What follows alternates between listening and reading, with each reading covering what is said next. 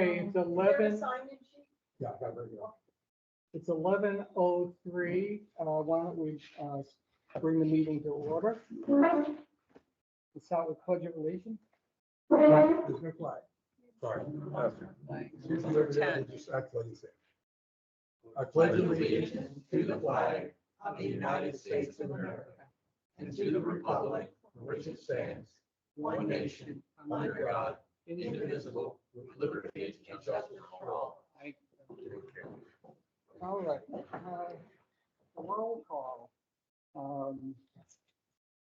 Who's here from the committee? Jennifer Nisanoff. Ted Crawford. Dean Grove? Anyone else from the committee? Oh, thank you. We have a quorum. Apparently, I thought last time we needed 4, but I was incorrect. We only needed 3 for our quorum. So there are 5 members and 3 of them will constitute a quorum in person. We have a quorum, so we can have a meeting. In addition to the subcommittee members who are from the district Daniel Potter, Public Works Director. and Bob Gepper, GSCD. Carol Pancott, GSCDP. Marty Mantonfeld, and Jim Bollinger from, whatever, I'm not- PBC. whatever acronym that. yeah. Well, welcome everyone, and Jim, good to see you. Congratulations. Thank you. Is there any public comment? I would like to, I've been noticing a couple times when I've been coming in that Pelican Preserve Boulevard from the gatehouse to a little bit past Cypress Grove there, I've been noticing the start of some potholes. Coming from Chicago, we're very touchy about potholes. These are not Chicago type potholes. I mean, you can get buried in those potholes. But I noticed that the surface is starting to come up. And I was wondering when, I know there's a Tetra Tech did a study, and I don't know where in that study Pelican Preserve Boulevard was.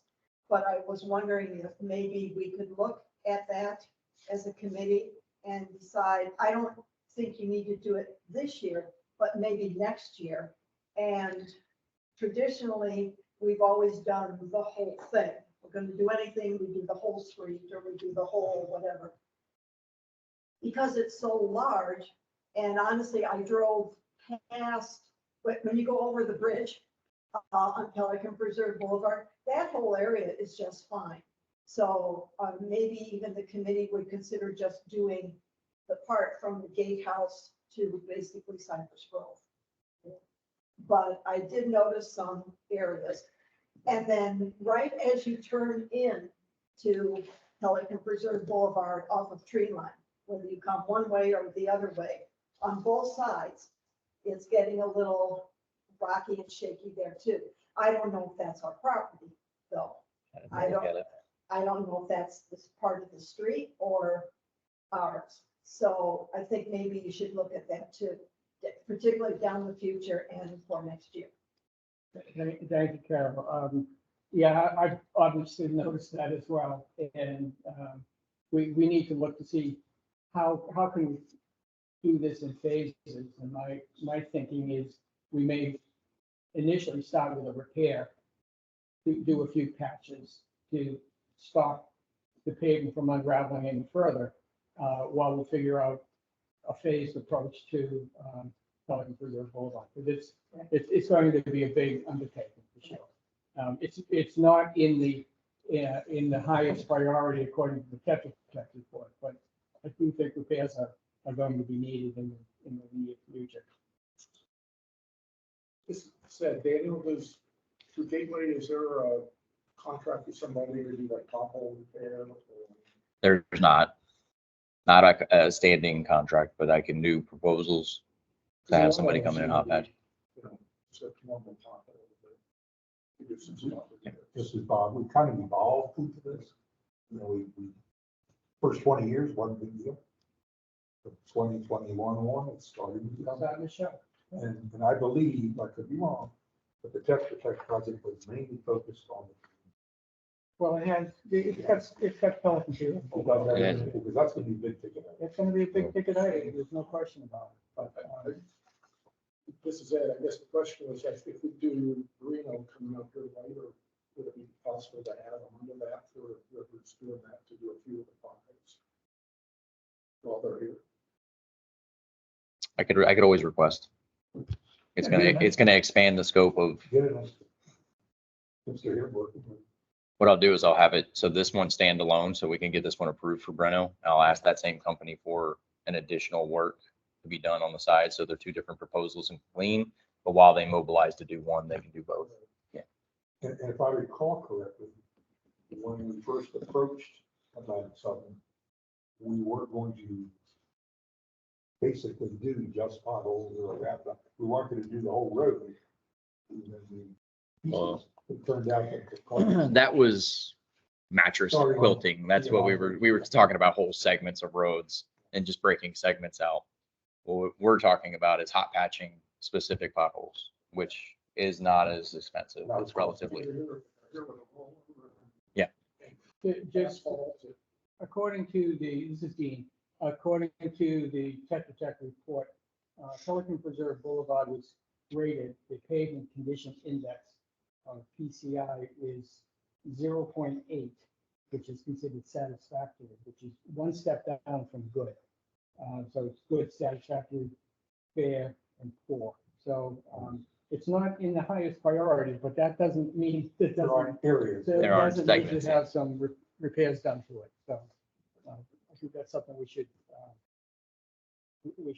look at. Daniel. So I have a comment, Mark, Yeah, Nancy, right. Bill, Pat. What do we have to do to get people to stop at the stop sign at Pelican Preserve Boulevard and Trios? So I went out one day and early to walk the dog.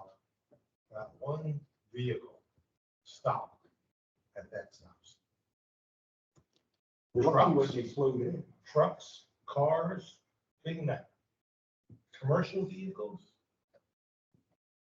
they slow down, but they go right through that stop sign. Yeah, I think the only recourse we have, and we continue to appeal to people to follow the rules. Go back on the camera. Well, yeah, I see a camera, but somebody needs to then monitor the camera, and we don't have any police action. But we could have the police monitor and issue tickets for violations, and they have in the past. We just need to Just have. can't them get focused. enough. We pay for it. We pay for that. When I they. think they're out there today.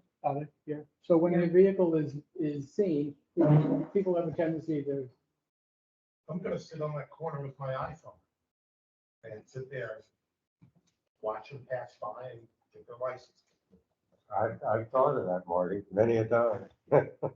yeah, I followed a pickup truck out of the community one day last week that came onto the Pelican Preserve Boulevard at Cypress Grove and didn't stop until they got to the traffic light at Tree Line. The guy was moving pretty quick.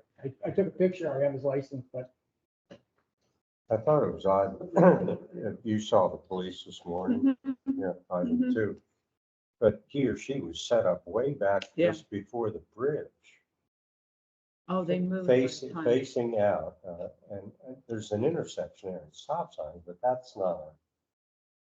And they were there for a while because I ran out and ran back, and I thought, I wasn't quite sure why they positioned themselves there, because that intersection is not. Well, they've moved then, because when I saw them about, I don't know, 45 minutes, an hour ago, they were on golf club property looking toward the intersection. It was So, just odd because I see them a lot when they're out, and they generally focus on the two big intersections. I just thought this was, yeah, you know, it was at least half an hour that they were there. I thought, We pay for the detail, right? yes, oh, yeah. Why don't we pay to have them maintained at that intersection? It won't come on this problem. Well, they do come. Well, So they- but they- it's not under control. Yeah. We can't plan it. Yeah. We're willing to pay the money, we just can't get it. They're coming more regularly, Bob, than they have been. Okay. Danny has established a relationship and a schedule, and they're pretty much. Well, we got a new chief. Yeah. Yeah, that helps. That's all. All right. The city of Fort Myers has a new chief. Oh, And traffic enforcement safety enforcement is high on Do this do we, agenda. do we get details on how many tickets and all that? There We is a do? form that There's- they, Mhm. But we never get, Danny gets. oh, we got. Danny's It's available. Yeah. Danny's- Okay, so I'd just be curious. If they issue warnings or they issue a ticket. I know where you're going, because I had the same question. Here's my next comment, Marty Mann, welcome feedback. So at home in the town that I came from, Hmm. used to get a weekly newspaper with a police block The police will. that said, hey, this is what happened. Why don't we have that for the gatehouse? This is how many ambulances came through. The exit gate was hit by a car and knocked off again. You know, Some the information. gatehouse was hit again. You know, why don't we have a Don't jinx it. police block, Yeah. you know, a gatehouse block that we could put out, either in the, you know, either blog online or Just on the website. even put in the PPCA newsletter, monthly newsletter. I mean, this is, the first step might be to get it as a report Yeah. on our. Website. report. Just to, this committee. I know they don't fill out incident reports, Well, yeah, we'll talk about that a in little bit accordance later. with their content. That's besides, Question, Mhm. Jim Bollinger, PPCA. I've actually had a number of residents say they're not even aware of police being in here. So it sort of ties into your comment. Maybe if we get that information, how many tickets were issued or whatever, could there be a little word sent out in an email once a month? Oh, easily. That way, letting people know that we have police here, and if they see that there's been 10 tickets issued, maybe they'll pay more attention. I don't know, just a thought. It's a shame Clemens isn't here today because he's intimately familiar with this. Yeah. He can speak to us about stuff. He's really fun. Certainly, let's put it up again next month. But to that point, in the past, we have done email blasts when Castle was here. And we could do email blasts using the resources of the community association. You know, we'd have to arrange for that, and we'd look to you to help with that. But it's a good idea, you know, it's. Stop signs, speeding. Oh, I mean, That's good, the number I've 11. got all those banked up. They can be thrown out anytime. I don't know. I'm not sure. Please stop at stop sign. But yeah, Okay. doesn't hurt to keep trying. Is it possible, I know Danny's not here, but is it possible that we can, I mean, I'd be happy to drop a little note to send him via Georgia saying, could you please put something like this together and send it to the committee instead of waiting till next month? You have right now from there. Okay, what, I mean, I don't know what the procedure is. I didn't want to create work. I'm happy to. If you ghost a draft of that, we can get it to Randy, who is our public affairs officer or PIO. He doesn't have. He wouldn't have the ability, but the KW communications rep could post it. So we could post it not only on the GSEDD website for informational items, and she could also post it on this side as well. And we'll make sure we put your Bollinger on there so that if there's any resistance in KW, you might assist us with getting it. Okay. So it would be all incident reports that are coming through, basically, and including the police reports that are coming out. I just want to make sure I have the scope. KW is currently on distribution. Yeah. Yeah. That's one of them. Okay, well, I want to make sure I'm writing you what you need. Yep. Okay. Okay, any other comments? Whether or not we can get those reports or not. Well, A I lot of times understand. with Wiser, I find out about something if I am word of mouth, and then Sure. I have to go prompt them for an incident I report. So understand. there's a little bit of, Well, Danny. Frustrations there. Addressing his wife. I have another meeting with Wiser about an incident coming up soon. Add it to the list. They gotta understand. what Yes. you're saying. They're ticking their line. If they don't start performing to our satisfaction. Yeah. Well, they just received an email for breach of contract for X amount of times that we've had issues with guards at the gate. So we have a meeting scheduled, I believe, next week to talk with them again. And Danny and Daniel and I met with Securitas about a week ago. They're very interested in coming back. So Yeah, good luck. let's move the meeting. Yep, We'll, yep, we'll yep, talk yep. about the concept, Yep. the access contract and home. Approval of minutes, January 25th, 2024. I have one really minor, silly little change. On row 85, it says Mr. Leroy. Yeah. Can we get that changed to Ms.? Move the line. I guess that's small, but Yeah, I remember that too. And I, on row 81, line 81, comments were heard from a resident regarding gutter repairs. I just suggest we add on Diamante Drive, What line? on line, that's on line 31. 31. 31. That was before we actually move forward with the paving on Diamante, so I wanted to make sure For the valley gutter, right? that is. Valley gutter. Right. Valley Gutter from, oh God, Straw. Yeah. Nancy's husband. Yeah. Nancy Straw's husband. Brad. Yes. And that's all I had for comments. Anyone else? Is there a motion to accept as revised? I move that we approve the minutes as revised. Thank Crawford. this is Jennifer Nisbenoff, I second. All in favor? Aye. Aye. Opposed? Thank you.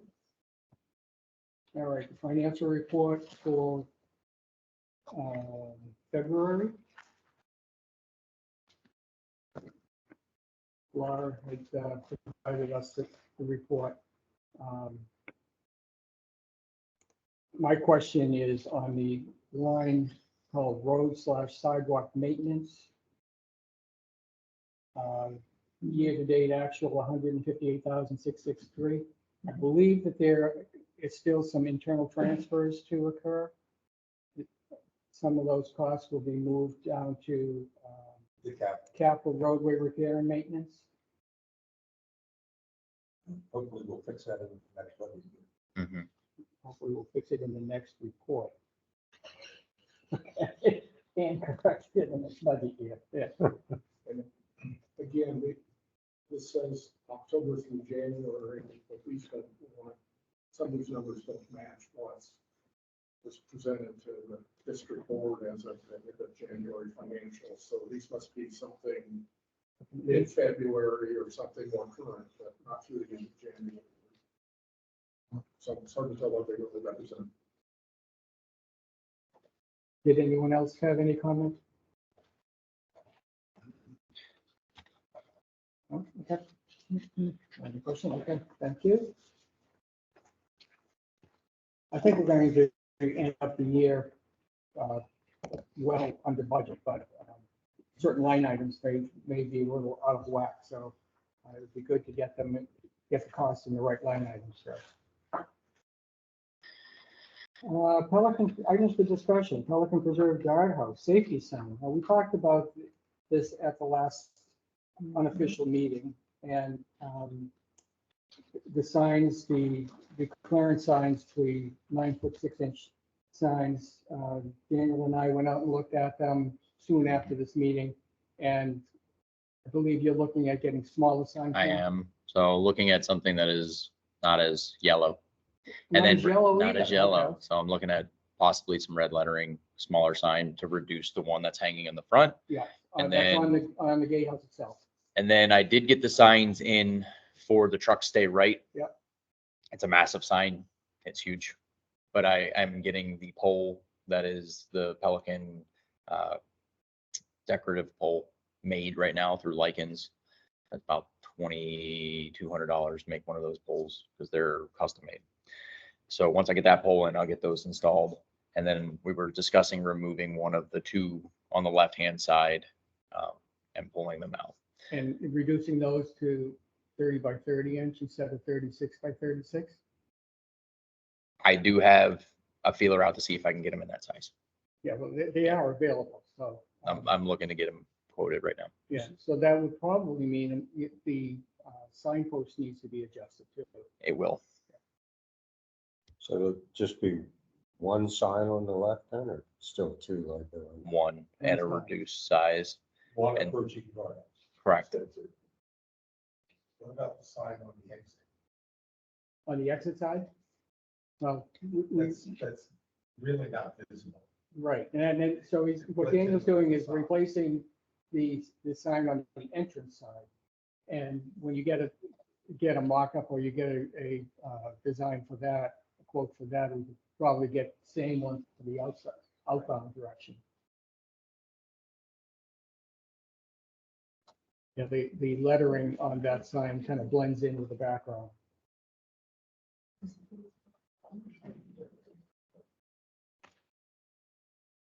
Hi, this is Peggy Hall. Can I ask a question? Good morning, Peggy. Good Yes. morning. I'm wondering about the finances behind this. Now, are we double paying for these signs now that we're doing replacements? Yes. Okay, and was the original They were design, purchased. Go ahead, Becky, sorry. oh, was the original design approved by the committee? No, No, Okay, and so then that kind of begs my question. well, it was a safety issue and the district stepped in to do it towards MUC-D standards. Now the committee is reducing it from MUC-D standards, which is the DOT, Florida DOT standard, in changing it. So But is it I for, did it to standard from was it GSCDD's residential standards though, Daniel? Was it residential safety standards? standards exceed residential standards. Flatly. I mean, bluntly to put it, safety standards exceed any residential like or have. I'll put it that way. Now I'm accommodating to make it to make it more, let's call it appealing, but it will not meet the actual standards for MUC-D standard after I change it. I Okay, was very thrilled for one, this is something was put up along that. Yeah, it could have been smaller, but I was totally pleased at how quickly that guardhouse repair was done and in fact it's up. And this is Dean, and as I discussed last time, the manual on uniform traffic control devices identifies signs, standard highway type signs. And it does show the signs that are out there, the size of the signs that are out there, but it also does allow a smaller sign Based on speed. in certain circumstances. And I think these circumstances would. It does. Right. So that's why Yeah. I've conceded to it because it allows based off of the traffic speed in which that zone is in, it allows it to be reduced some. So the 36 by 36 is great on I-75. Doing 70 or 80. Doing 75, 80 miles an hour. The 30 inch by 30 inches is more typical for a residential area and is pretty much what we have within our community, 30 inch by 30 inch warning signs. The yellow warning signs are nominally 30 by 30. I've seen a smaller one, an 18 by 18, but 30 by 30 is pretty much standard. And so the cost, are we paying twice? Yes, we'll incur some costs. It's minimal. It's minimal. I mean, the signs are about $200 a piece, I think. Yeah. Where I was able to do some cost savings were the two signs that are on the left-hand side as you enter, basically the diamond plate, the diamond signs. Those posts I had in the yard and I had repurposed those, repainted and repurposed. The expense now is that when we go down in size, I'm going to have to get that custom made to reframe down into a smaller size. So before I had limited it as much, literally the only cost were the signs themselves that were fabricated from our DOT standardized municipality signs manufacturer. Okay. So that was a very minimal cost on the actual signage. It's the posts that are actually the cost drivers. And and my maintenance folks were the ones that installed it. So it was no real minimal. Yes, yeah, for the next. And the good news is that we got the attention of a lot of drivers. Has it been hit to date since? No. Okay, just Yeah, just leave that there. yeah. 4 whole weeks. Somebody hit the gate, huh? The exit gate. It's lying on the side of the road. Yeah. Well, then that's all. Second item, new IQ guardhouse camera quote. Now, this item is also the same attachment on item 8D, guardhouse camera, new IQ. So, Daniel, can you just kind of run through this for us, please? Absolutely. So this goes back to, I think there was a duplication in here, and I think one has the actual quote number and one does not, because both do now. we had one before that I had brought forward Yeah. when we thought we didn't have quorum, so I brought it forward. At that time, that day, I didn't have the quote, so we just duplicated the item, moved it forward without an attachment. That was also the same day that I received the quote. So I left the meeting that day and I walked back and checked my email and I had the quote in there. So this is in reference to identifying that there is a camera gap in the backside of the internal guard shack. And there was a performance issue where a guard was found sleeping on duty to the back end of the guard shack, feet just in the frame. So Chelsea asked me to go out to New IQ, who was our existing camera provider at that location, and ask them for a quote for an additional camera to be installed inside of the guard shack to be able to capture said dead space. New IQ came back basically the same date that, yeah, this one doesn't have the attachment on there. Came back and provided a quote to add said one camera. Yeah, it was. This one's got it on it. So 1145, install, wiring, adding it to the network, the entirety of putting in a new camera to capture the dead space at the backside of the guard shack inside. Any idea how quickly that will be installed once it gets approved? Once it's approved, once you approve it here, it doesn't go any further because of the dollar sign that's attached to it. It's so low that I go to them and schedule it immediately Doesn't have to go to PPAP for them to. for $1,100. Just asking. Okay. Are there any questions about, any comments on the camera quote? I have a comment. Marty McIntyre from Matt. So instead of saying that we found the officer sleeping, can we just correct that and say that he was inattentive? Sure. I don't like accusing anybody of sleeping while they're. Well, the gentleman no longer works with Weiser, so it's a moot point. He's been let go. Former attendant. Yeah, the former attendant. Was in the tent to do his duties. Highlighted an area of concern that this addresses. So. Okay, thank you. Any motion to approve the purchase and installation of the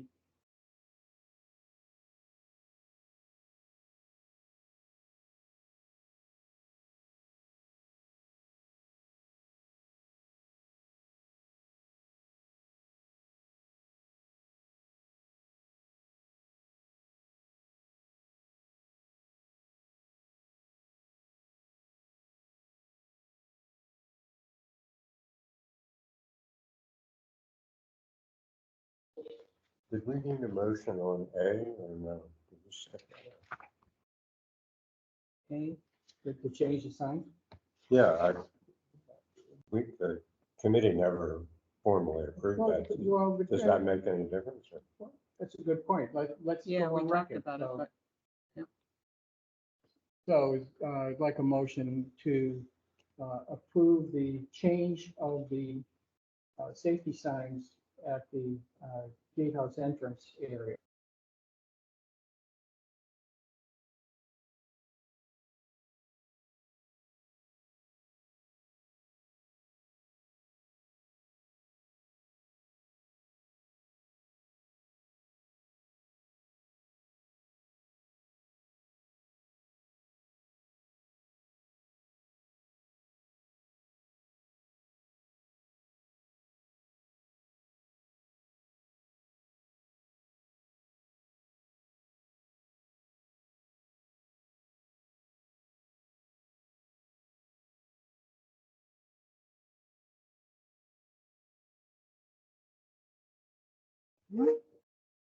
There we go. Oh, I just, Wi-Fi on my phone.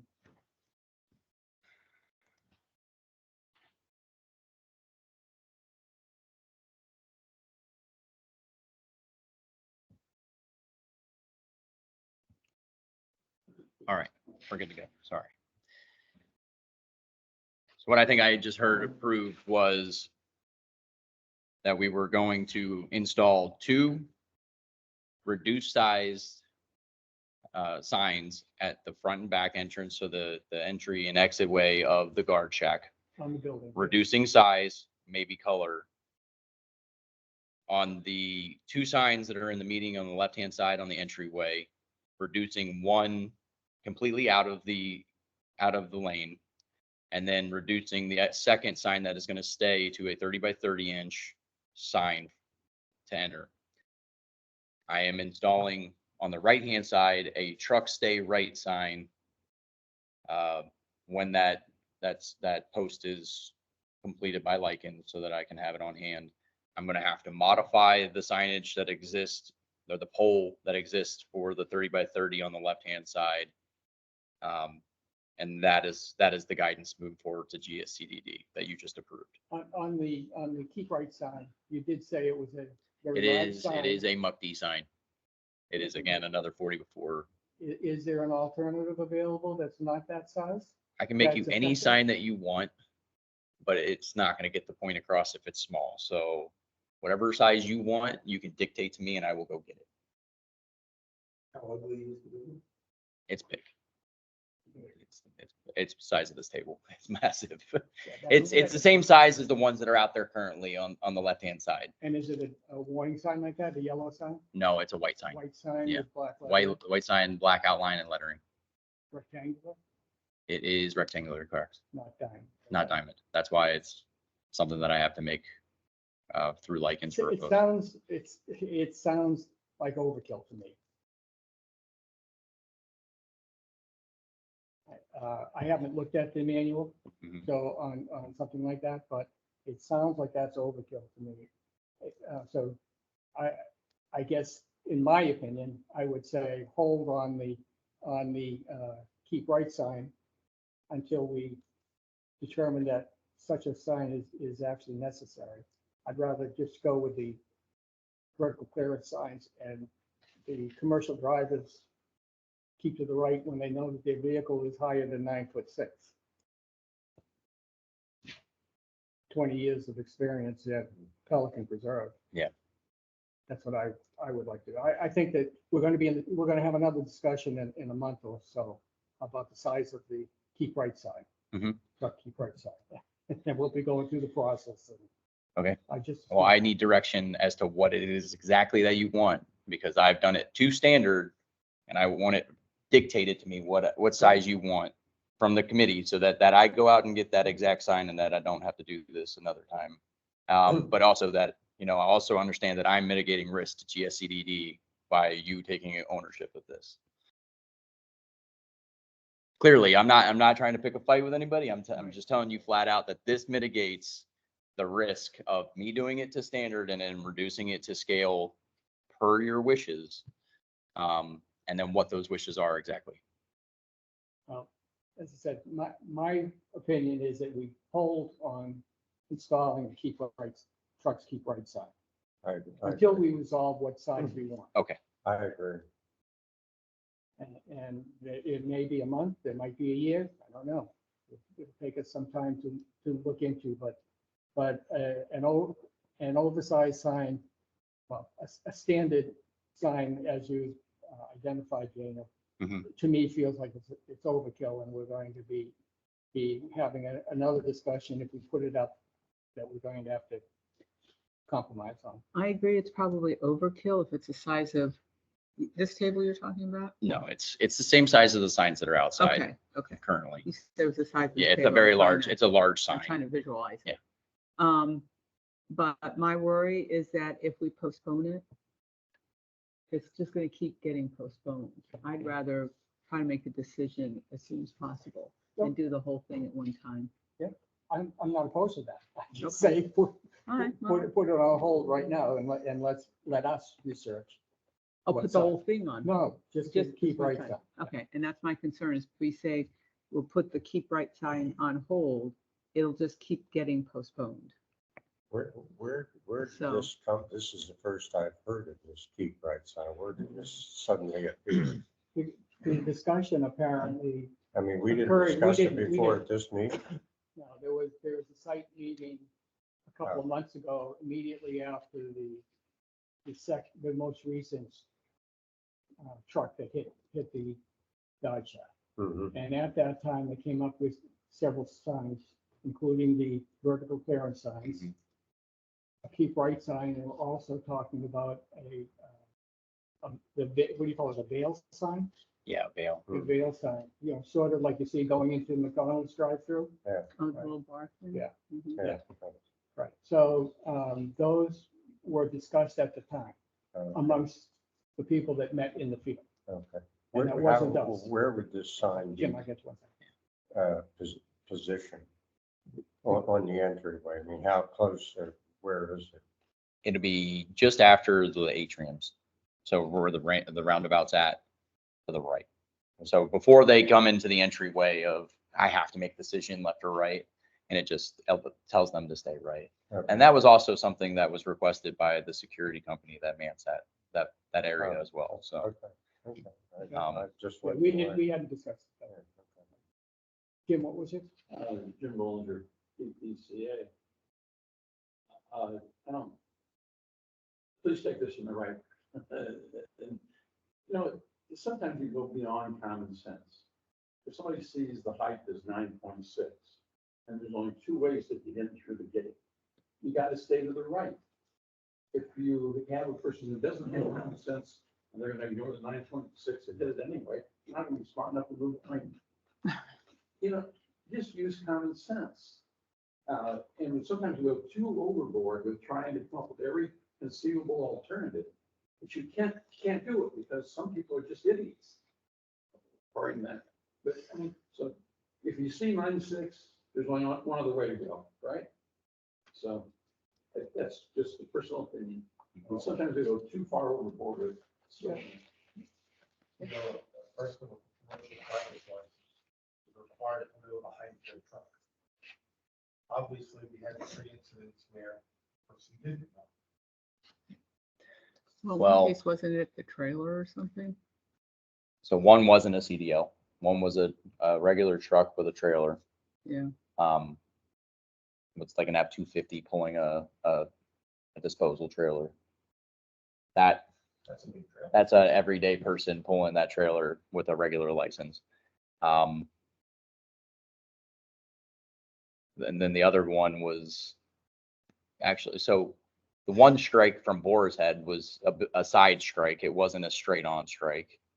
It would just hit the side of the building because they turned too sharply. That's just poor driving. And then the other one where it was on the trailer, it was the forklift that was at the back end of the trailer. He had the clearance of the vehicle, just didn't have the clearance of that item that was an accessory to the trailer. But yes, again, should have known max height for said trailer. Anybody who's driving a big vehicle should know that. I've driven big trucks before without a CDL. I knew how tall those things were out there. Again, common sense. You can't protect against. I don't disagree. So I suggest that we hold on the keep right, trucks keep right sign. I think Daniel should proceed with getting the post manufactured for the 7'6" clearance, 9'6" clearance sign. And in the meantime, we as a committee should review and act and make the recommendation back to CBD. If that's, others agree with that, then. I understand what you're saying. Yeah. You know, you don't want to delay because everything gets delayed, Right, but, you know, let's make a decision. okay, and because get the it risk there. might be low. Yeah, we control that. We can make sure it Okay. doesn't get delayed. I mean, we'll discuss it at the next meeting. I don't want to drag my feet. I don't Right. want to jump into it. All right, Okay, I agree. that clear, Daniel? Yes. Thanks. Okay, good. Right, Atlantic Southern proposal, milling and resurfacing of Brino Drive. So All righty. Daniel went out and got 3 or 4 quotes, 4. 4 quotes, and Atlantic Southern came back with a very competitive quote that was about 10% lower than the the second lowest quote. And the second lowest quote, I think, was by Boness. It was. That, and I can't quite see it, that's all. Boness had done the Diamante paving for us, milling and paving. So this is a even better quote than what Boness had provided. Now, I don't know if their experience on Diamante caused them to have a little higher quote or what, but Atlantic Southern is pretty good. So Atlantic Southern was off the table for a while for legal reasons in the background. And this is them breaking back into the market for us. There have been several other items that they have done bids on and proposals that they were actually on the higher end. So Vanessa and Atlantic Southern are being fairly competitive right now. You're probably getting the best pricing that you'll see at the moment.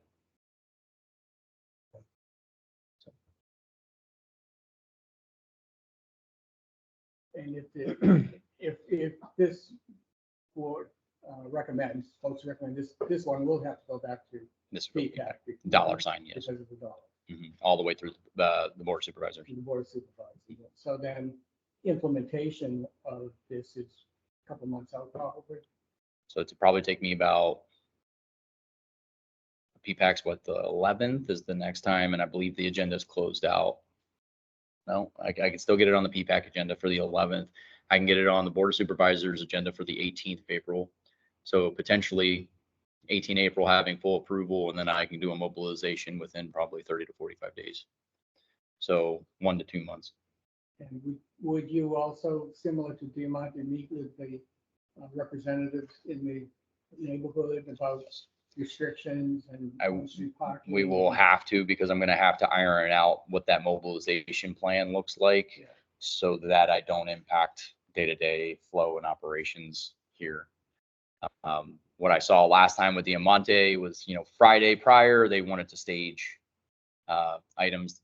Vanessa had an issue with their primary machine that does the mill, so that delayed it an entire week, and they had items sitting on the side of the road for a whole week. So looking for a staging area, and I'll have to work with that HOA to see what staging area we can use, or, And this would be done during the off season.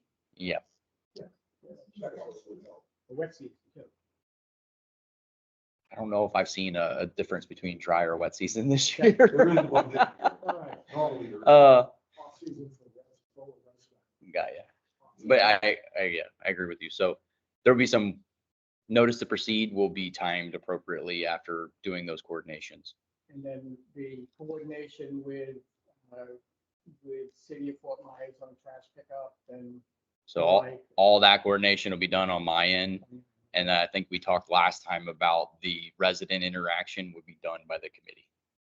So I don't interact one-on-one with residents, but I will work with the HOA so that I can communicate as needed.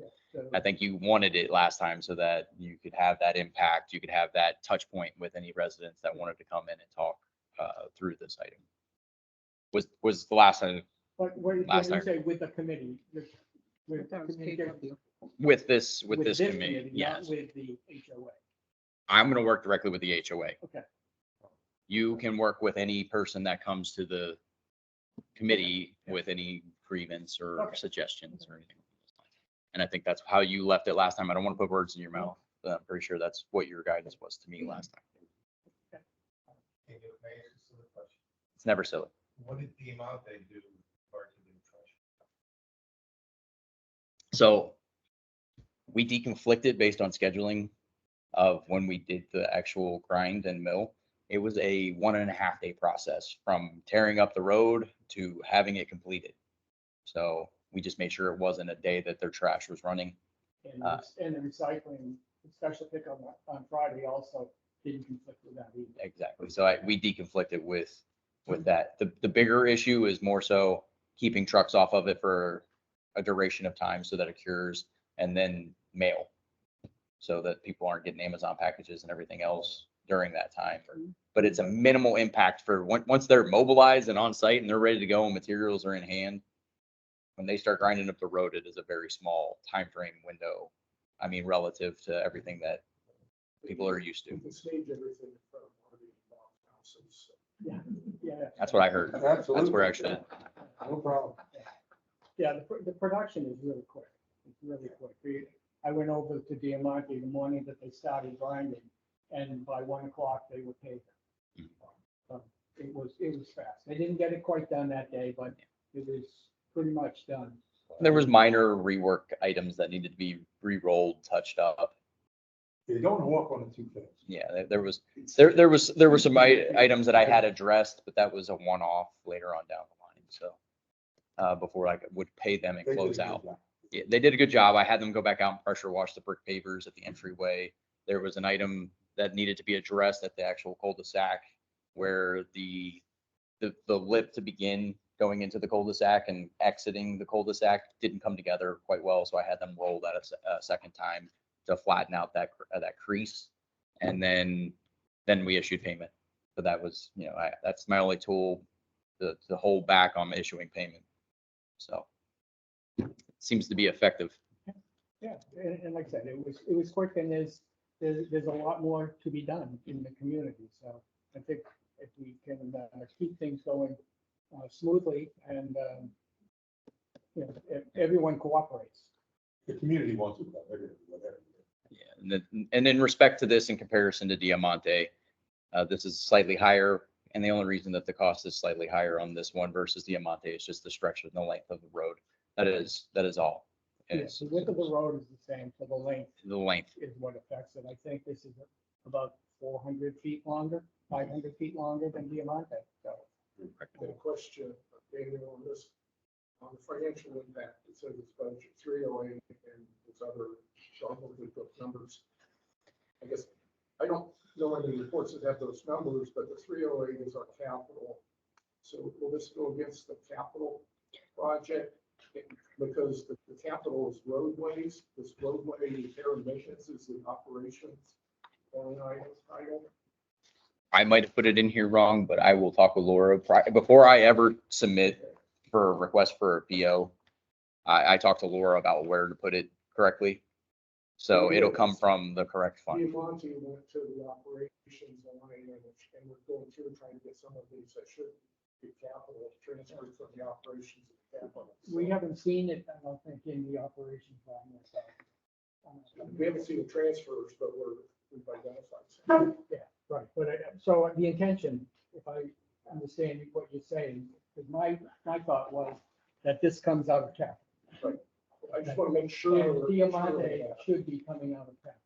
So if there's an internal transfer needed for that, then that would be occurring probably in the next cycle. Yes, I completely agree with you. This is a capital project. This is a rehab refurb back to factory setting. Right. So at that point, it's a capital in my mind.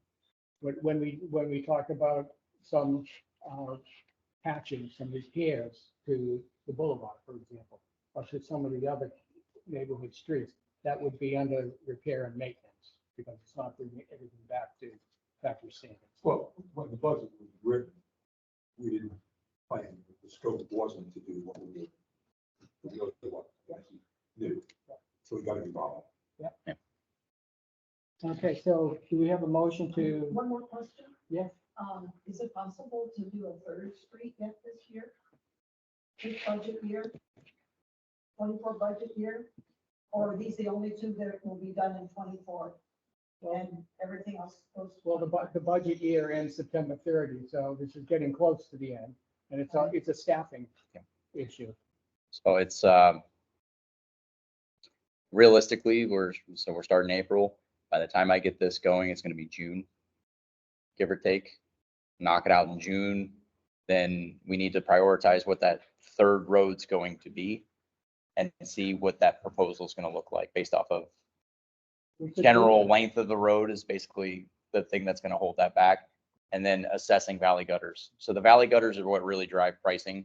Mill and repave of just the asphalt, relatively inexpensive. As soon as I have to start replacing valley gutter, which is the concrete, it gets into stormwater, which gets into drainage boxes. It gets in, the price starts really going up very, very fast. So, Well, it just seems like we're getting good pricing. Yeah. As opposed to other times when we haven't Surprisingly. been able to So, get it. Yes. Surprisingly big. my goal is to establish this as a program until I can get through everything. I don't want to stop. I want to make sure that we're doing it in sizable bites that are manageable. Without the plenishing of capital. Without deplenishing the capital, yes. You all gonna go back and ask them about potholes? I am. I'm gonna get that as a separate proposal, and I'll bring that proposal back. Is there a proposal for table bids? Do you think about I interrupted. it? I'm just trying to catch up. Yeah. I apologize. Well, I move that we accept the Atlantic Southern proposal for the resurfacing panel at Crawford. This is Jennifer. I second it. Any further comments, questions? All in favor? Aye. Opposed? Good. Motion passes. So, This is Daniel. I'll make sure that this gets moved to the Okay. PPAC agenda, Yeah. and we'll keep it moving through the approval process. great. Okay. Thank you. All right, item D, plant tree removal, Prado and Cypress Grove. All right. This is stemming out of the recent modifications for the pavement markings and signage at the roundabout. So this is two-pronged. This is something I brought up to the landscape committee this morning for situational awareness, if you will, just a topic of discussion. We basically created a safety issue by adding a pedestrian crosswalk on the north side of the roundabout at Carino Circle. Adding the pedestrian walk is great, but there's vegetation now in the line of sight between what would essentially be not the stopping bar, but the yield bar coming into the roundabout. And I'll show you here in a second, making a right hand onto Pelican Preserve and where the back bar is of that new pedestrian lane that now crosses the median of both lanes. So there's only one corner with a line of sight issue, and it's all vegetation. That's all it is. There's no monument.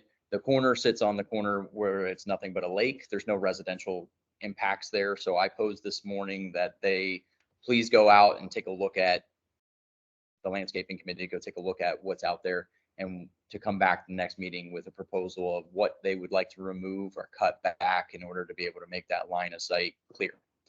And the guidance that I gave them was to the backside of the pedestrian lane, to the front or the backside of the yield bar, from when you're coming into that right-hand turns. That's what So, they're going to investigate, yes. not necessarily remove. Not necessarily removed yet. I mean, honestly, it's going to be hedges that are going to be removed. That's the only thing. There's two trees Tree there. Yeah. that are there, but one is mature enough that if we get the under canopy trimmed back, I think that you'll be fine. So it's just going to be a series of, and how far back is just, we need to cut a line and figure out how far back we need to go with hedges. So minimal impacts to residents, honestly. And I'm waiting and I would rather them tell me what they want to do versus me dictate. So I'm giving them a moment. But I also, this is a safety item. So Ed brought it up and was like, hey, this is a safety item, put it back in front of the safety committee so that you can be aware of it and understand And maybe even if you want to give more guidance with, Mike, this is Ed. My concern was, I saw this, was there's a lot of visibility issues all around and that kind of talk about in this group. And I think it might be appropriate if somebody from this group got together with Mark or whatever from landscaping and kind of mutually looked at it from traffic visibility and then what they could do for the landscape and collaborate on. I went, before you get there, I went down to the other roundabout at Prado and Pistoia, the Mhm. other end. And none of the issue really existed because there's no real vegetation. No. You know, They've it's kept wide it open. they've kept it wide open. there. Wide open. So, but at this location, the red triangle area that Daniel has on this image, yeah. And when, and Yeah. when this roundabout was platted originally as part of Prado, Prado Drive was gonna be a 2-lane road, not a 4-lane. And so that's why there's, the sidewalk comes in further and then it's got kind of that jog up around the tree. So things were planted in with expectation that Prado was gonna be a 2-lane road rather than a 4-lane. When they needed 4-lane, they had to jog to keep that tree. You could tell they just went around the tree. So just to speak on it a little bit more, this is the intersection. Right here where my finger is at is currently where the new pedestrian walkway is. With new striping that Miche and then the new signage that Lycans had put in for this roundabout to have that. You know, it was something that was missed in the scoping when pre my time. I just happened to come in and execute. Lycans putting in the sign, Miche doing the striping with the thermogenic paint. And then we realized real fast that we got this proposal approved with a crosswalk in it without actually amending the median to have a sidewalk built into it. So now there's a sidewalk there. That is what really stemmed this line of sight issue. So right between these two trees is where that sidewalk comes in, and it's right behind this little water box that's right there. So this is where the pedestrian lane starts and comes across, and the safety issues when people are turning right on the Cypress Road from Grotto. They can't see from here clear through to where the pedestrian lane starts. And there's already been several reports of like, I almost got Close hit, calls, yeah. close call issues. So that's why I'm bringing it to you so that you're aware of it. And also letting you know that I got because it's really a landscaping committee issue. It's not a monument. There's nothing there that's like physically obstructing it other than landscaping. So I've let them run with it to tell me what they want to do to bring it back. So I don't ruffle too many feathers. I'm already ruffling enough feathers over signs. I'll let them tell me what they want to do. If they want to reduce the size of what plantings they have there so that the plant doesn't grow above a certain height, or if they just want to remove some bushes altogether and prune the tree that exists. And there's no residential here, but who owns this there? I believe it's the GSCDD. I have to go back and look at it. And you have other pictures, ground level pictures? I do, Yeah. right here. So this is going into the turning lane. You can see right here is here's the bar for the crosswalk that existed previously. Where you see the yellow is where the new crosswalk starts and comes across. And there's very minimal behind this main tree right here. So if we hopefully Mark Eversman will see that he just needs to trim back this canopy a little bit so that nothing is underhanging, and then take out some bush and maybe push this bed line back a little bit, just so that there's clear delineation and being able to see people where these cones are at right Get it here. down where quickly you got that sidewalk.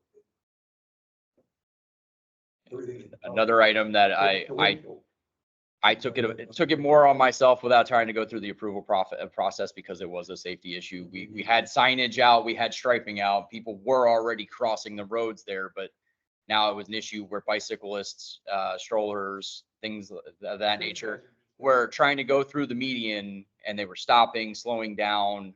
It was causing issues there. So I made sure that it happened. I bundled it with other concrete projects so that I could get the best bang for buck. Also landscaping projects. I did 3 park benches that were ADA compliant with sidewalks all together with one contractor. Problem I've been running into from the GSCDD side is that I've got vendors that don't want to work with me on small scale. And if I can make it just a little bit larger, they will come and play ball. I have contractors that have flat out just high bid me just because they don't want to be selected for it. I can say that the trend of like Ajax will high bid me every time because they don't want to play in the smaller arena anymore. They're playing in a much larger scale arena across the entire county. So as you can see though, Yeah, good job. different lanes. I think here we can either remove this one tree, prune back the larger tree and some of this bush right here, and you'll be able to eliminate the line of sight issue. It's just something I wanted to bring in front of the committee so that you were aware of it and that I was actioning things in the background. If you want to have an inject and work with Mark and the landscaping committee, please. And we suggested that he reach out to. Yeah. I appreciate you doing this also, Daniel. I thought that the whole process went pretty smoothly. Getting the pavement markings and signage down. This is an oversight for sure. Yeah. And it would be terrible to have made that improvement and made things less safe for pedestrians here, so. It's an easy fix, I think, that we'll be able to remedy. Yeah. So Yeah. Again, just making it clear lines of communication that everybody's aware of, and then being proactive about it before somebody actually gets hurt. Good. Any comments? Yeah, I think we should defer to the landscape committee and follow their decision. They understand, see. Yeah, they understand. They know about that more than we do. And just verify that it's GSCDD property. Please, because I wouldn't want to go on to. It is because I know that it is by lieu of one of the items that was brought today for landscaping to add back closer to the lake, more bushes. So not in the line of sight issue, so I didn't really care. I will definitely double check and verify, but like there was an item this morning. Unlike the Zens, it's not. Part of that property, I don't want to get into that. part of that property in there, it's either GSCD or it's community association. Or there's association, there is a landscape maintenance. Latent, yes. So Good. there is coverage. I will 100% verify, but based off of an item that I had this morning with landscaping committee, I know it falls within our purview. Good, okay, thank you. Let's move on, member items and report. Deployment of speed monitoring equipment. I think we decided, I don't know that we voted on it because of our quorum misunderstanding, but that we wanted to move forward with this. We also understood at our last meeting that there was another offer made to a maintenance person. I assume that fell through because I saw an email It still did. looking for a maintenance person. I have an interview scheduled for Monday. Okay, Out of 5 applicants that I asked this week, I only received one email back saying I would like to interview. So I don't understand the point of applying if you don't want to interview. So yeah. Well, I have a I don't know, question, suggestion. We're delaying all this because we were expecting the maintenance person to do the deployment of the signs. Is there anything stopping somebody else to deploy the signs? training, that's about it. It's just training? Somebody needs to train. I can have my public works supervisor come over and get trained, and maybe we can do some cross training with the existing maintenance folks that I am coming out and obviously doing some maintenance across the board. It's just not 40 hours a week. Right, and this, it's a very small job if you think about it. It's moving a sign, getting it set up. We can even set it up so that instead of the person who's doing that work getting all the emails about batteries and you're getting, all that kind of stuff, I'll be happy to take those emails and, shift through them, but we seem to be Again, this is delaying. Bob, in light of the fact that we're looking at hiring a full-time person, Mhm. we made an inquiry to PPCA. Would Okay. they be willing to put a broadcast out to the community saying, hey, any resident here that might like to work part-time for us, Yeah. maybe 20 hours a week, so we can do these kinds of things, but they declined to do that. Okay. That was approved. Okay. So we're trying, Yeah, We're- yeah. We're just not getting it. Okay, well, maybe in the interim, if we can get somebody from CDD to do it. Okay. And as far as the installation itself, Mhm. Jennifer? Yeah. Is it complex? No. Is the setup complex? Not from what I understand, no. The most complex thing is keeping track of the battery and getting it recharged. Okay, so it's not like we need special training. I don't think It- so. it- You need somebody who's strong enough to be able to pick stuff up and chain them to the post. Edification as we go into the wiser contract negotiations for the new set of, is this something that we could possibly add to the scope of that Absolutely. contract? Because it seems like a housekeeping item for the community.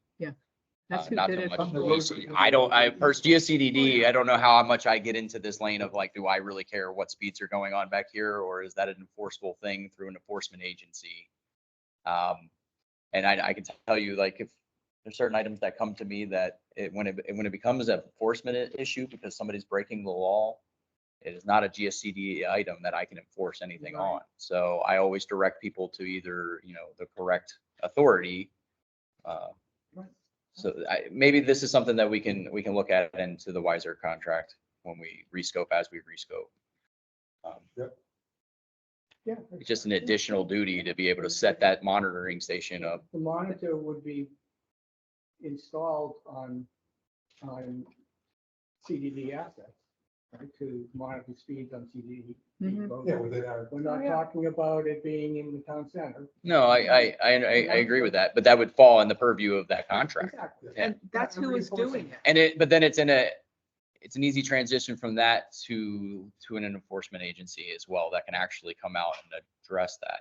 I know there are other communities across the district that use these types of devices and actually ticket. Yeah. I believe it's Gateway Greens, that's community Yeah. that has a ticketing item out there that's within camouflaged their community. within their community. But they enforce it. GSCDD does not. Mhm. So. Okay, well, Wiser used to do it until they realized it wasn't in their contract and then they stopped. So, okay, Yeah, Thank And you. then the first location where we want to deploy to, Viadana. be down at both directions. Mhm.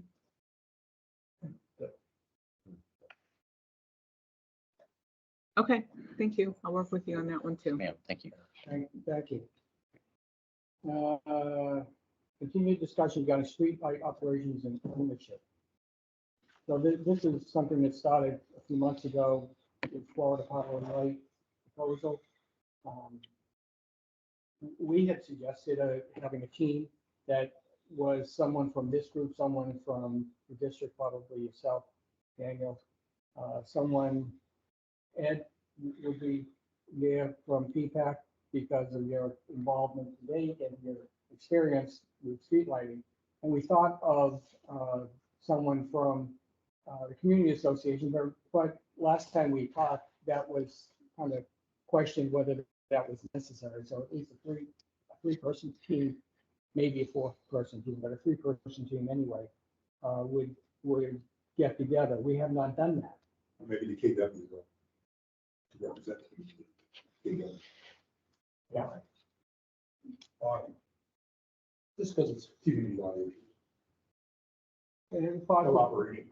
possibly things could expand. They could be doing similar in the town center area in their property about replacing streetlights, perhaps. But clearly, the PPAC, the district, and our group should be involved. One person that could do it without having to publicly schedule all of these conversations. Mhm. I'm going to be leaving, so I'm not going to be here to do this. So, but I do think we need to move forward. And Ed, would you have any information on where Florida Power and Light is now? And we're going to see doing some recalculation. Let me help a little bit. They're looking at us, but they're making haste slowly because it's got to happen at Gateway Road. I personally want to make sure it's a money saver. If it doesn't save us money, if it's not economically viable, why would you do it?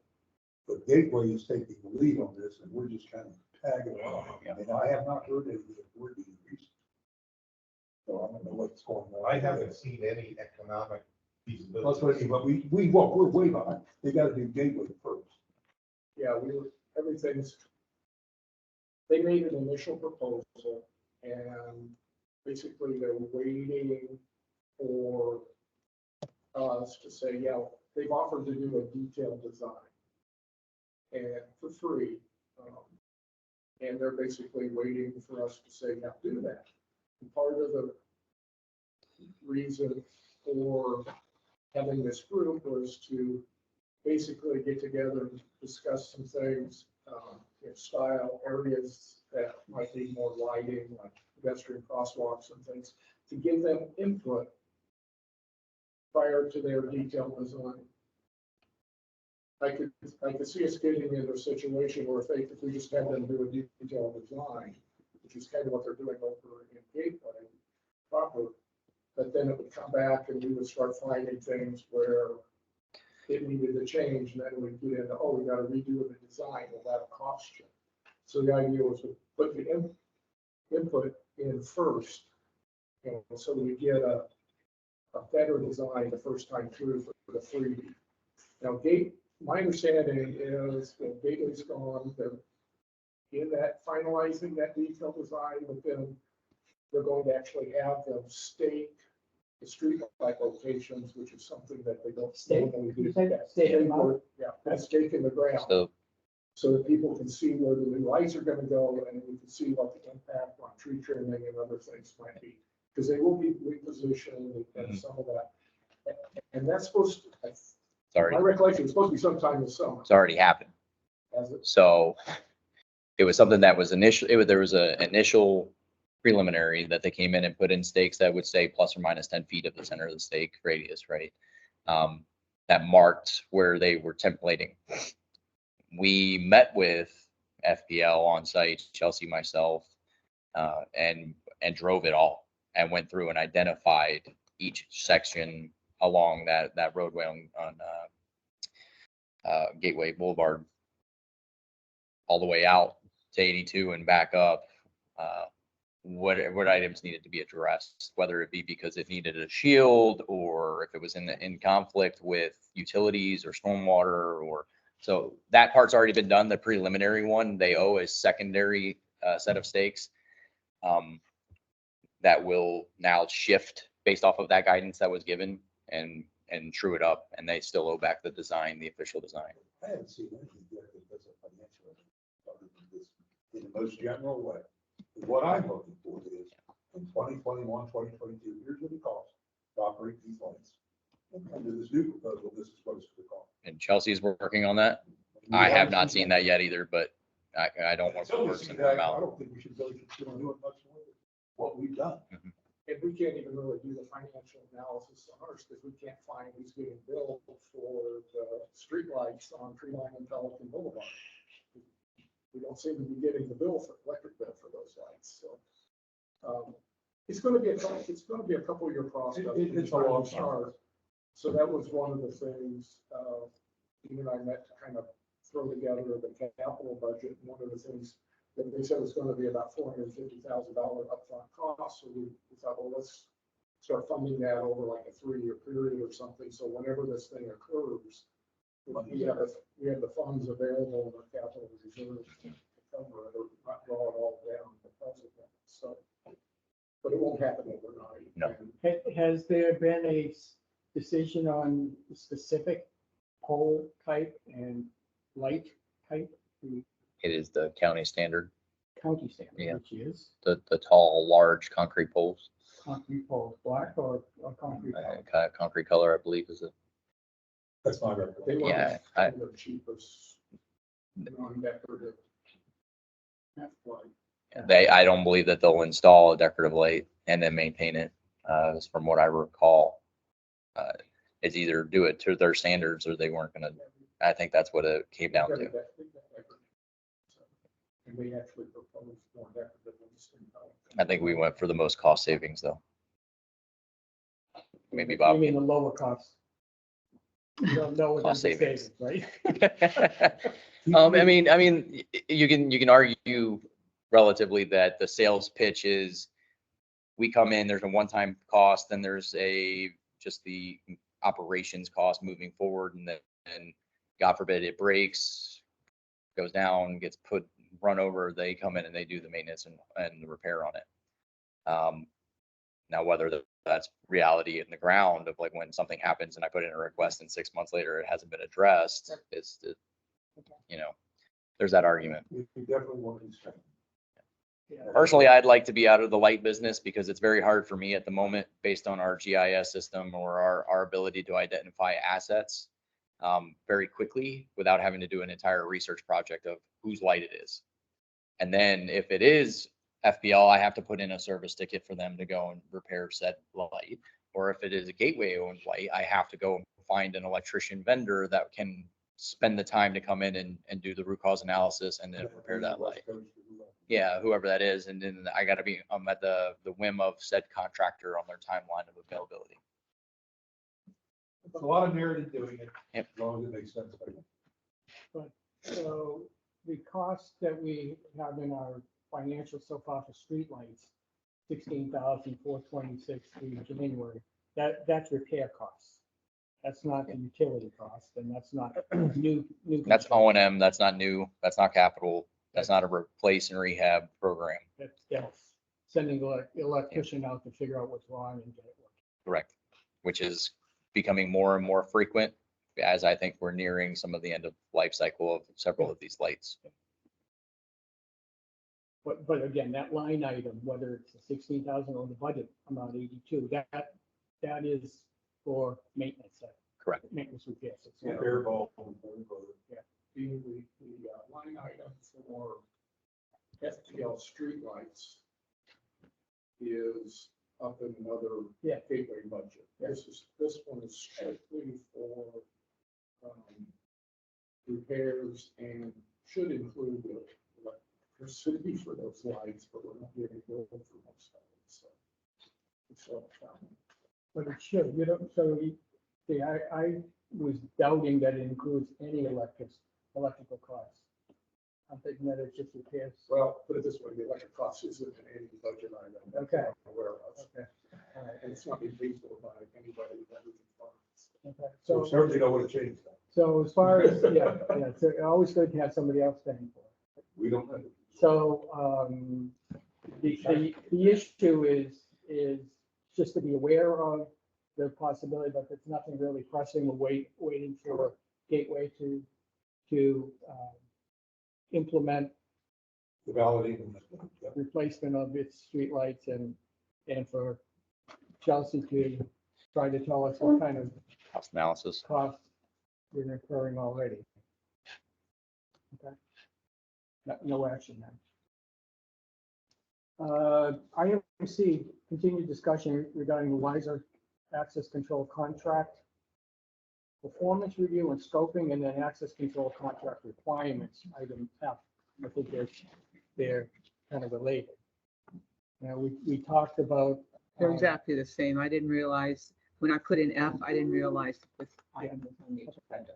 So we had discussed the need to include, the desire to include the town center, the RV lot, and make sure that the Rover is being funded under this.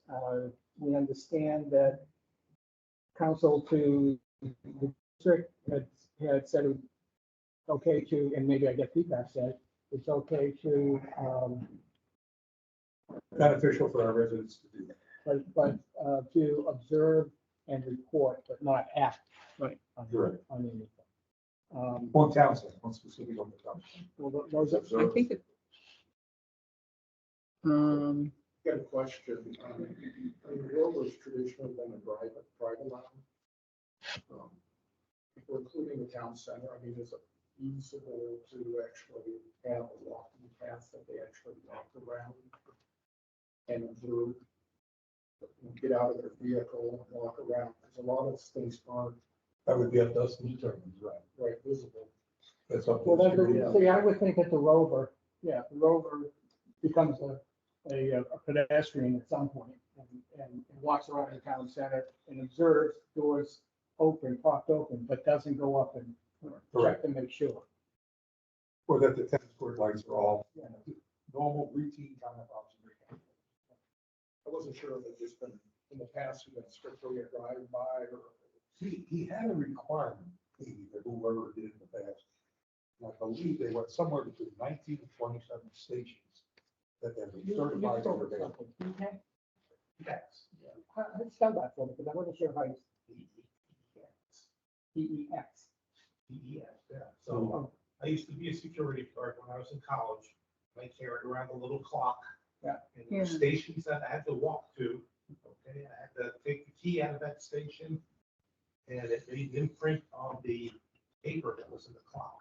We had something similar to that, but without the requirement of touching it. It was done electronically. It was, yeah, I'm sure. So they the have flag electronic that says I version. was here at this. This was a long time ago. Technology has advanced, doesn't it say? I think it's probably more advanced than that. But I have not found out yet where those stations were. But also, the luxury apartment complex where this was located, right? They collected all those papers out of the clock and they had a break on their fire engine. Because they could show that somebody was at those locations so many times a day.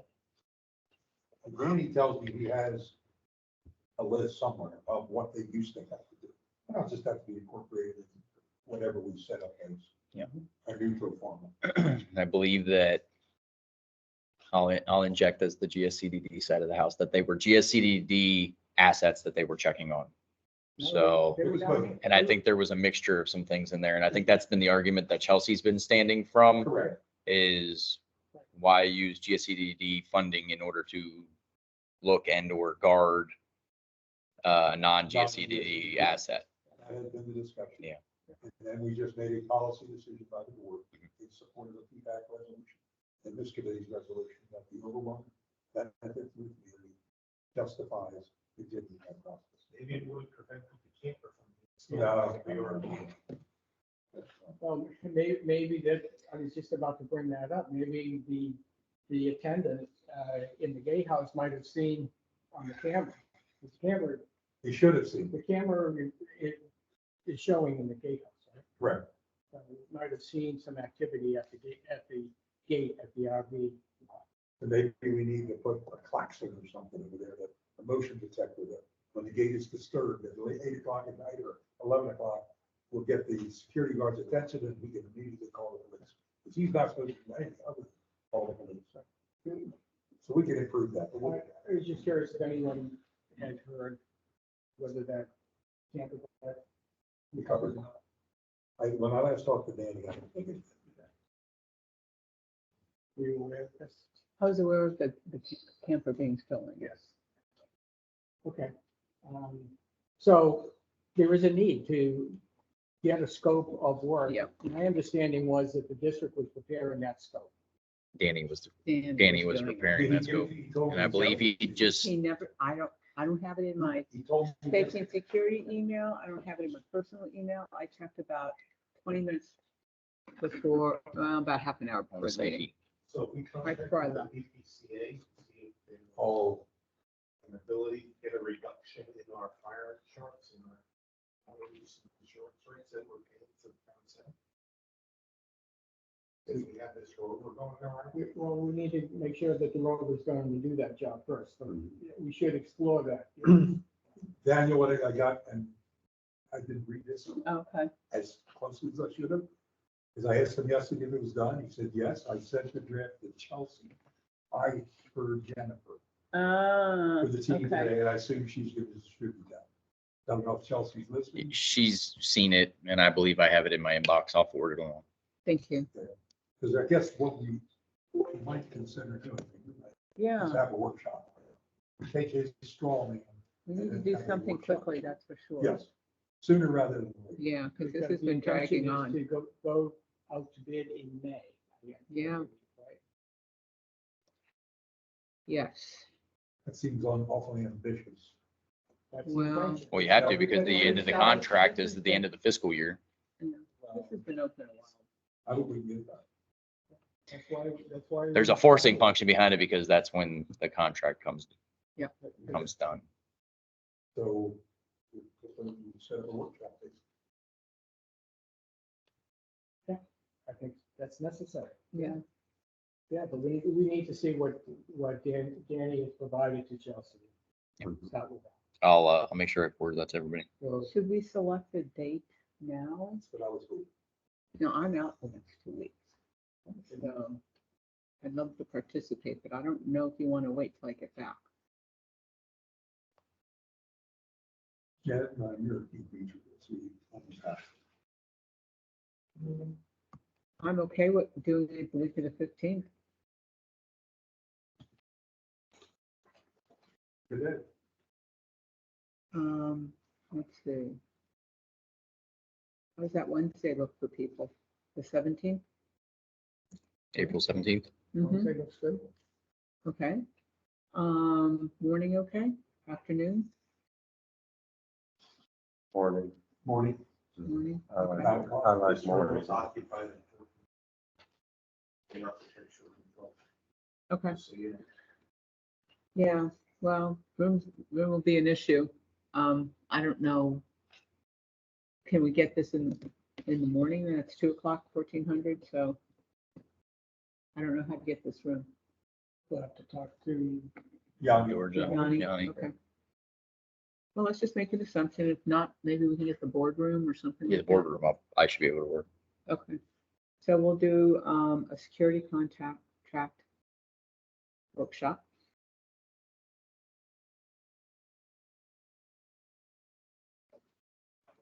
And that's going to be at 9 o'clock, 2 hours. sure. Okay. And just to be clear on what we're going to do, we're going to take a look at, well, let me back up. If we can get the information from Danny today, tomorrow, the next day or two. You guys work tomorrow? No. Okay. But I'll get it to you today. Okay. If it's in my inbox, I'm pretty sure I've seen it. I've had a hard couple of days of nothing but meetings, so I have yet Yeah, to I be behind understand. my inbox for a minute. Okay. I You guys work will, on Monday. yes, Monday we do Okay. work. I will try to get it out to you today. Okay, then maybe what we can do is react to it. Meaning, if, for instance, we talked today about adding more precision in terms of where Wiser is going to go. We don't have to say at this particular corner, but at least we can maybe make an assumption of where geographically they're going to go and approximately how many stops they're going to make. And we might not be precise, but let's start off that way. Adding in the deployment of the traffic speed signs. If we can at least get the bullet items down, I'm happy to consolidate all that before the workshop, because what I'd like to see if we can do in the workshop is look at this, put whatever level of detail we need so you guys can write the RFP. Mhm. And that would be the output of that workshop. Yes. But we would need to do some work ahead of time to make sure that we had that scope pretty firm. Okay, Do that. okay, I'll get that out to you today thank you. before I go on my holiday Friday. Yeah. Always nice to have a long weekend. Not when the emails don't stop. I understand. They never stop. I just come into more Because stacked Some up. of us don't work. I mean, some of us don't work and some of us do kind of work tomorrow Yeah. and Saturday or Sunday or whenever. Okay. Thank you, everybody. Thank you for taking that. Mhm. And maybe, hopefully Danny will be able to participate too. Yeah, I just find sometimes, to be honest, if somebody's going to do the consolidation, it's easier to have one person do it and take the lead because, well, first of all, coordination, even without sunshine laws, can be kind of interesting because if you have 2 copies of anything, it's wrong. They're different. They're different, so they're wrong. So if we just have a singular copy, I think it might be easier. Just bullets. I'm not talking about lots of prose or anything. Okay, sounds good. Transition planning. Okay, well, this was my suggestion to talk about a little bit, and we sort of talked about it a little bit as we were going through this meeting, but you've got an announcement to make. Yeah, so today is my last day as chair of the committee. subcommittee. I got elected to a condo association board in Massachusetts on a week ago. And I've had 3 meetings with the board since then. Oh, really? In a whole week? And a lot of emails. They don't have sunshine issues, so they have a lot to talk a lot. And, so I'm going to be unavailable, first of all, to do what I've been doing. And yeah, bless you, Dave. And also, being back in Massachusetts, I won't be able to be hands-on. So we need to have somebody on it. Yeah, I think there's picking up the chair, but it's also picking up some of your projects maybe, because the way I read that, you probably couldn't even handle all the work that you're doing, not just that that you want to be. Well, I, in terms of when things go into construction, yeah, clearly I won't be able to. But in the planning review and all that, I think I can continue. Okay.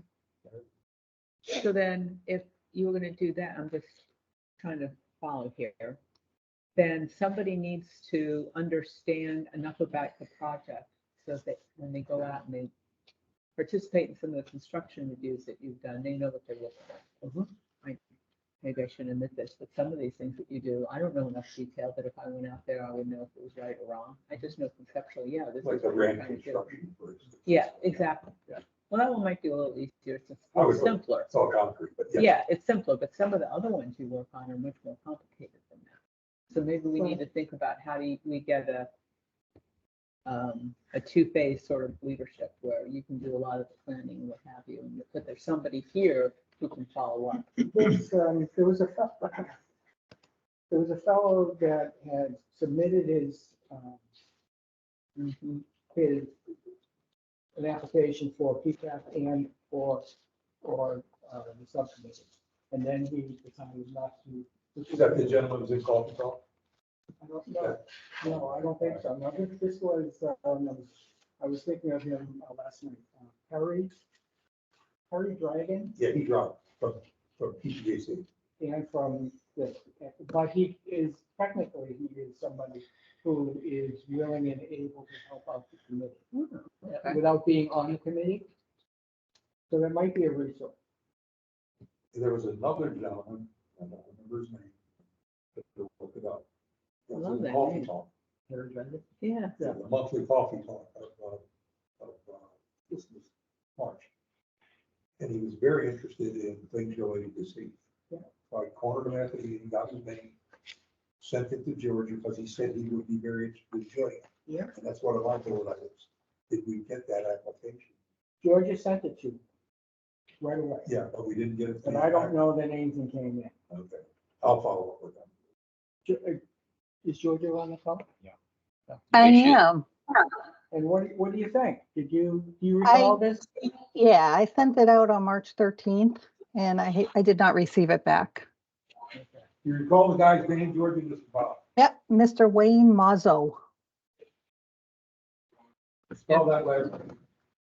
M as in Mary, Ozzo. Mozzo. Okay, Mozzo, yep. I'll follow up with him.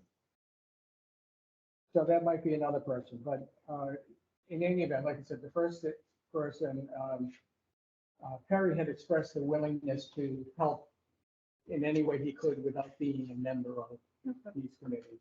His background was that he was a transportation professional working for a regional planning agency, I think in the Carolinas, somewhere along the East Coast. So he knows a lot of the issues. I don't know that he was an engineer per se, but certainly administratively, he was knowledgeable. That's just as a suggestion, not to say that Ted, that Danny, that Ed couldn't also provide some. More resources about it. Yeah. Okay. Did we finish the transition? Yeah. Is it a reasonable assumption that the vice chair is Jennifer? take that role? I'd be okay with that. Okay. It's okay with, Do we need a motion to do that, or does it happen?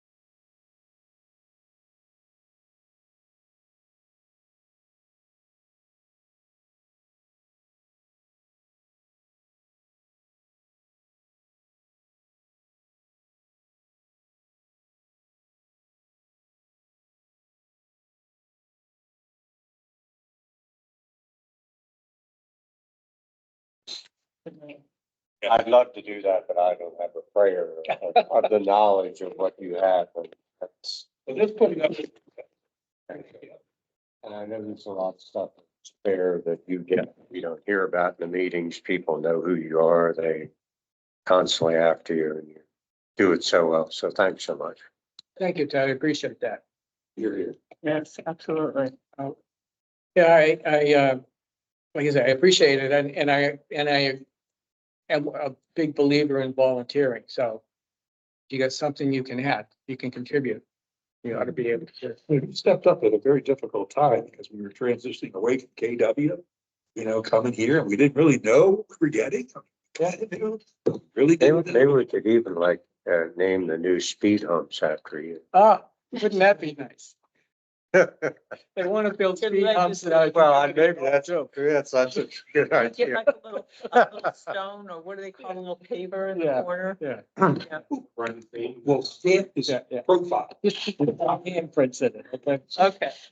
Okay. Daniel's working with the district is key though, because, we didn't have a relationship with the district before you and your, the two predecessors, the immediate predecessors.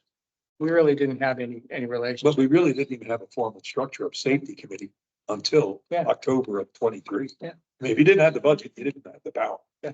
Well, Now it's got okay. the Budget. When do you expect the design and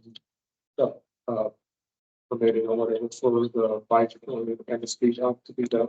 What, 60% design or 50% design? Yeah, so I contacted the design consultant very early yesterday, say, hey, I need an update. And they promised me that I would have an update before the meeting. It's 12:40 now and I haven't got one. But I'm expecting to get something momentarily. We had made comments on the bicycle lanes project. You and I had made independently, and I think Chelsea had some comments She had too. comments as well. Did you recall making comment on the speed hump? Speed hump, no. Yeah, so that might be what their response is, still waiting for comments from the district. It sure would be nice if we could get those done so snowbirds come back. Yeah. In the fall. Yeah. I mean, that's a standard design. The speed hump is a standardized city standard, so there's not gonna be really any comments from the district on that one. That's a commonplace project. In the evolution of the project, has it gone through that yet? It's all. No. We're in design. The concept. So it's out of here. The concept of the speed hump had been approved and the contract with the design consultant had been approved Okay. to implement, to design and permit the concept. So now we just gotta put it out to bid. Well, we're waiting for the design, get it designed to the point where they submit it to the city. Go through permitting. And once that happens, then things come back. Yeah, be bid and then approved by PPAC. Got a field that along down the leader. Oh, you're at what? Was it 50 or 60% design? They said 50%. 50% design. For 2 months. Yeah, it's been that way for 2 months. Getting feedback from them, and then they're obviously not going towards traditional benchmarks because it would have been a 60% design. I think Yeah. that's why. So you're gonna get at least 2 more reviews. You're gonna have a 90% design and 100% because they're gonna have 1 more touch point, however long that takes. Great, we get the design and it's been approved and it gets handed to us. Now we've got to go through the process of getting the proposals to do said work. The actual bids for it. And that can take anywhere, I mean, depends on how we do it. Anywhere from 3 to 6 months. I mean, Pretty quick. once I get marching orders, I have no problems hunting somebody down and getting the work done. The bicycle lanes itself is minimal signage and it's mostly paint. So that's a McShay all day kind of project. Now there's some concrete work that I'll have to work around, but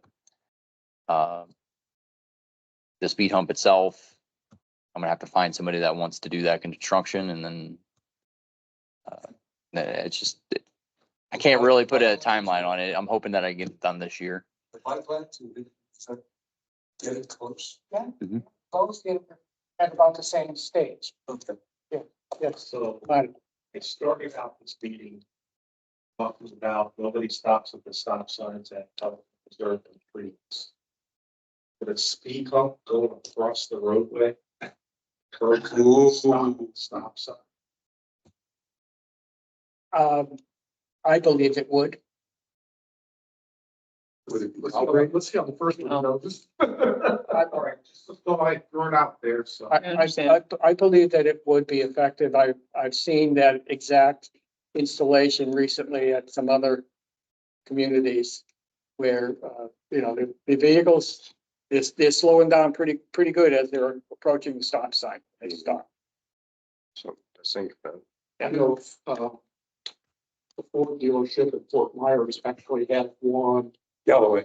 down there, but it's where the pedestrian crossing is, so you go up the hump and you got the pedestrian crossing and then you go down, so. Interesting. So, yeah, everybody down there. It will slow you down. Pedestrian crossing, yeah. Or get you some air, one or the other.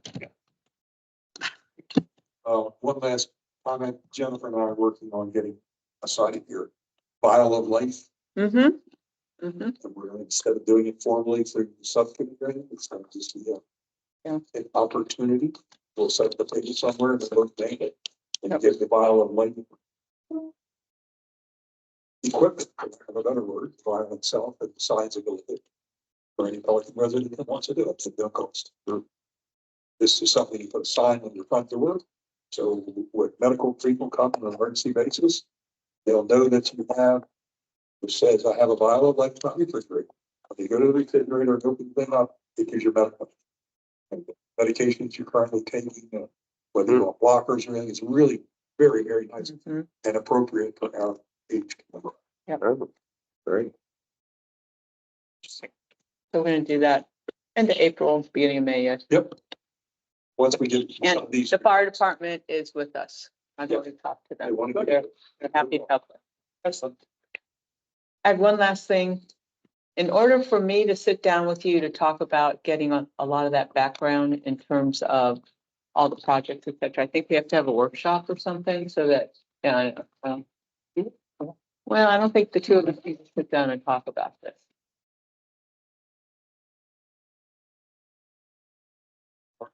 So.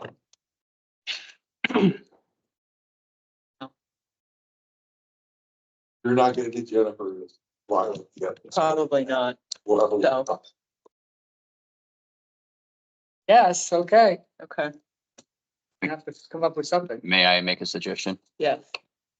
Formalize a transition paper on paper. transition plan on paper.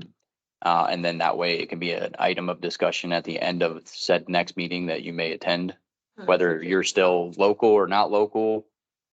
We'll keep enough people in the room just for that transition, and then we'll make it where you can have it at the end of the next meeting. Good idea. But then it's formalized and you can really go through it, and you'll have a document that you can pass through me to Yeah. her. That could work. I like that. I have some templates that I'll send you, Please. Okay. because I do it with the transitioning employees. Beautiful, thank you. Great, I'm used to just sitting and writing it down. So, Well, we're constrained. We're working in a constrained environment. well, that's okay. I just, yeah, I just want to do it the way it's supposed to be done. And on that note, I would like to make a motion that we adjourn our meeting. I'll second that motion. Ted Crawford. All in favor? Yes, huh? Aye. Yeah. Aye. Okay, for all who celebrate, happy Easter. You? Thank you, everybody online.